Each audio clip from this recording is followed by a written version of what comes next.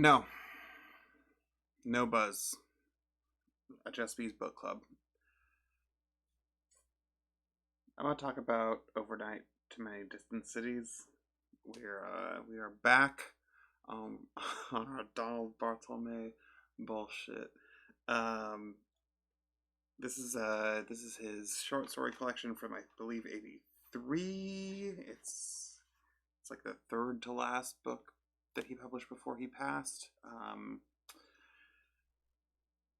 I have a problem, and the problem is that I started this channel because I watched a person talk about a Donald Barthelme book, and I made a video that was meant to be a joke, and now it's been like a year and a half, and I've been continuously doing this. It's maybe almost 2 years at the time this comes out. So every 6 months or so, I decide that I'm like, maybe it's time to read another Donald Barthelme. And that just so happens to coincide with every time I see a different book of his, and I start reading it. I read another short story collection. The last one I read was Come Back, Dr. Caligari. I have basically no memory of that book. The Dead Father, the first video on this channel, still is a thing that I think about sometimes. Ask me anything about that book, I cannot answer it. So yeah, this is a collection of short stories published toward the end of his life. I think he lived till 89, so like 6 years before he passed. That is like, I don't know, like more than a half dozen stories that he had previously published, and then a bunch of sort of interstitial short stories that are mostly like a page and a half to 3 pages. And I am again going to refer to my little notebook here, because I started taking notes on every single story, and then I was like, ha ha, no. The first interstitial story here is maybe my favorite thing he's ever written that I have read. We'll see how that holds up over time, but I'm going to hold that until the end, I think. The first story is Visitors. Yeah, Visitors. And it's like about a dad and a daughter who are both ill, and the dad sort of like remembering his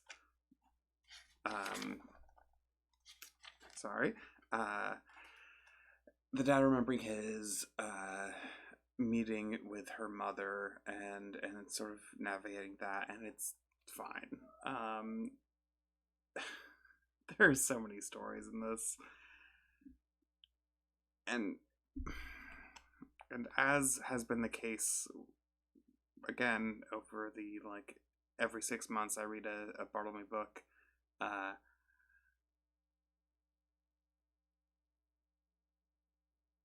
love postmodernism. Fucking kill me for it.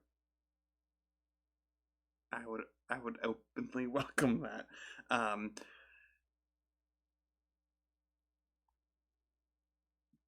Part of the reason I'm so interested in continuing to engage with old Donald Barthelme is because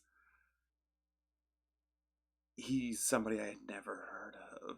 Like, there is no like there's no history here for me. It's just I found out about this guy a year and a half ago, and Um,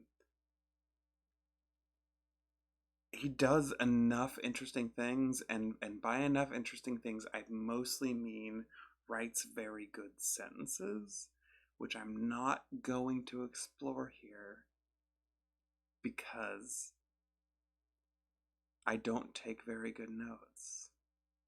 Um, but he writes just enough good sentences that I'm like, damn, I want to keep reading this, but I don't want to like read it constantly. I'm not like this is the moment that I need to just dig in. There's just enough sort of scattered through a bunch of other um, things that are, heavily influenced by the surrealists, which of course to me is also an important um, moment.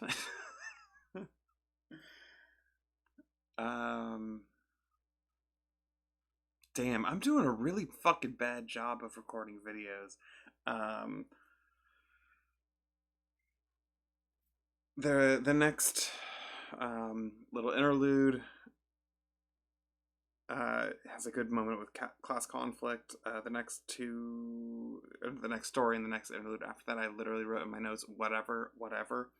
Um, there's a story called Lightning in here that is interesting.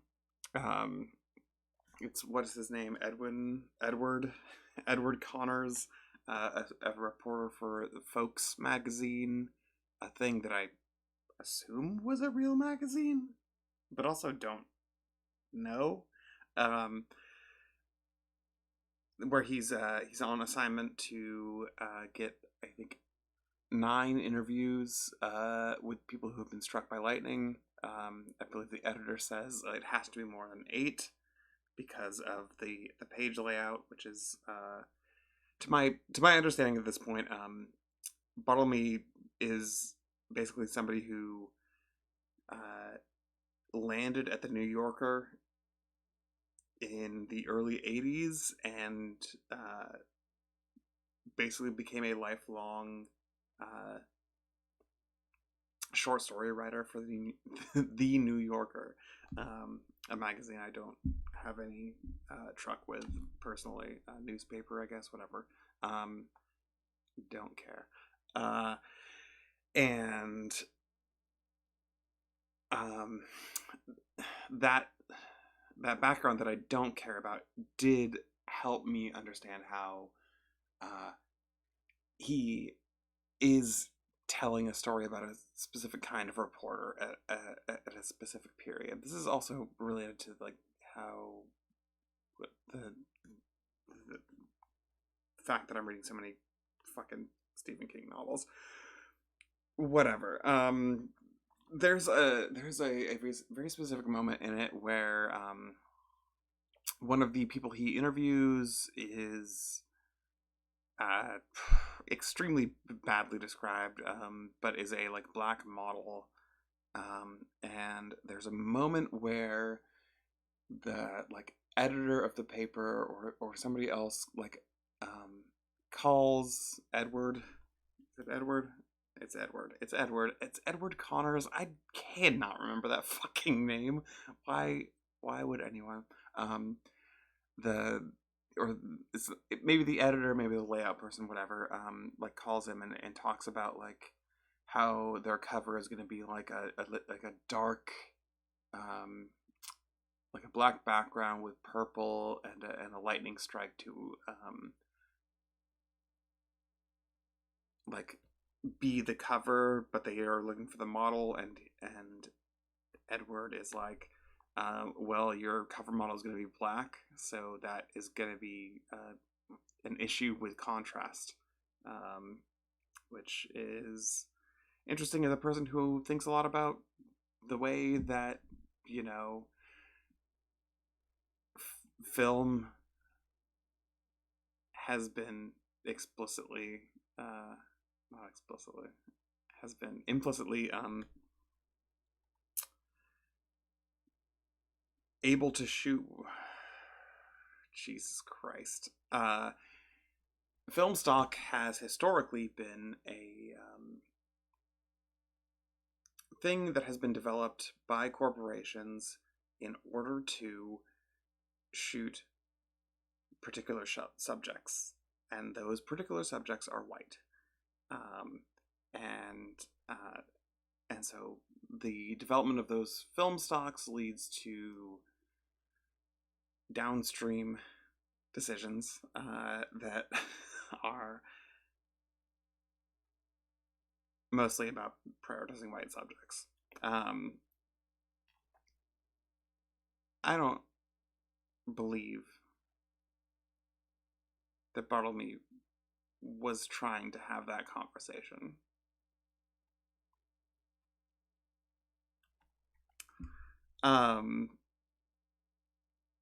There's a story in here called Captain Blood. It's about a pirate captain. It's not that interesting.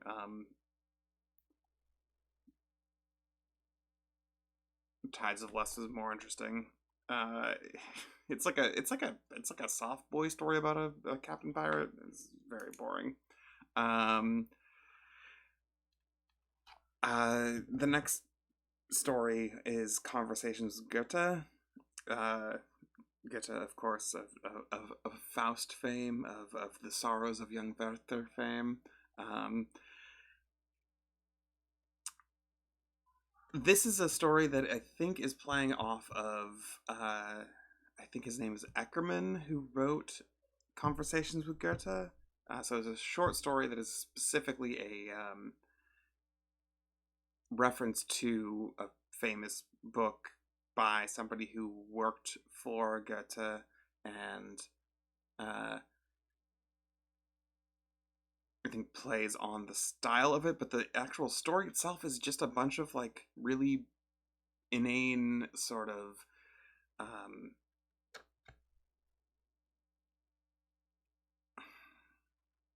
anecdotes, I guess. It's a bunch of inane anecdotes that end with Goethe sort of giving a sort of grand pronouncement that is a very weird mixed metaphor about whatever they have been talking about, and it just does that repeatedly, like probably like 15 times over the course of this like 4-page story,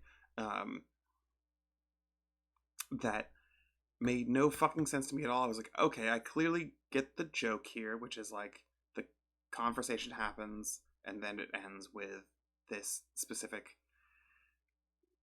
again, like mixed metaphor, and then I found out that there was an intertext, and that was another realization for me about Bartlemy, which is I simply do not have, I already knew this, but I simply do not have the cultural touchstones that he is clearly reaching for. And again, this goes back to the New Yorker thing, that the New Yorker readers at the time, what I'm saying is there's a bunch of jokes in this that make no fucking sense to me at all.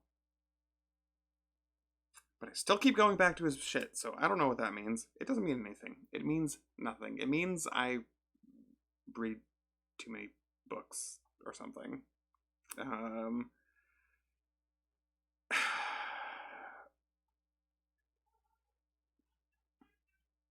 Again, the first fragment in this, it fucked me up, and I'm going to read it at the end of this video. All of the rest of the things I've talked about were like things that I wouldn't give a fuck about talking about. There's the story, The Sea of Hesitation. This was like the turning point for me where I was like, okay.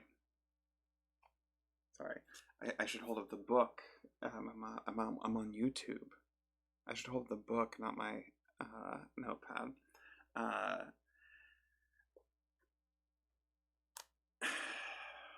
Sea of Hesitation is not good, but it does have a refrain that was really interesting, which is that the sort of main character repeats over and over in within variations of it.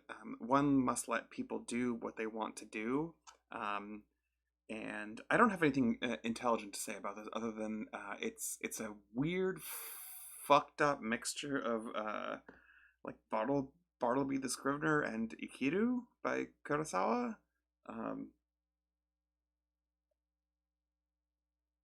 Yeah. Again, civil servants, etc., etc. Uh,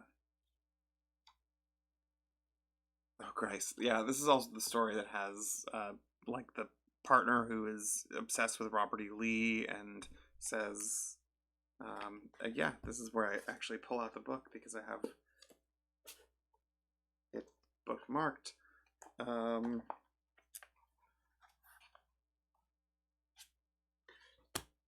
Robert E., and then quote, Lee was not without his faults, she said. Not for a moment would I have you believe that he was faultless. What was his principal fault? Losing, she said. Yeah, there's a whole fucking thing in here about the Confederacy and yeah, a bunch of other. I thought I was going to talk more about that when I pulled that quote, and I decided that I'm not going to. Not because it doesn't deserve more attention, but because I'm tired. It is midnight.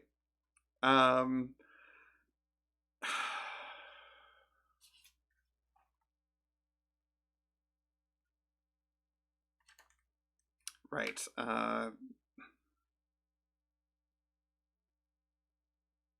Came to look. Oh shit. You know, I'm not going to read the rest of my quotes. There is a thread of like working class fuck you in this that I think is quite good. There is and that is hard to sort of get to through all of the other things that happen here, whether they are stories that are just like conversations in a garden that are constantly self-interrupted, or they are full page paragraph stories, which is the thing that Barthelme I have not experienced from at all. Like, he's actually writing like more than like 3 sentences for a paragraph at one point in this. There's a bunch of shit in here. So what I'm gonna do now is just read. I'm just gonna read out loud the opening sort of fragment. They called for more structure then. Is that how it's... Wait, hold on. Sorry. They called for more structure is how it's listed in the table of contents. I'm going to read that. Because I think it's very good. And then I'm going to stop recording. Ready?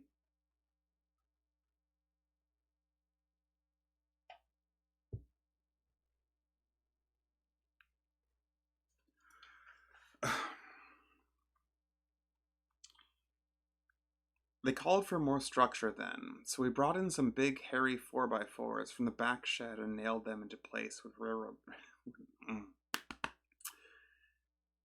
from the back shed and nailed them into place with railroad spikes. This new city, they said, was going to be just Jim Dandy, would make architects stutter, would make chambers of commerce burst into flame.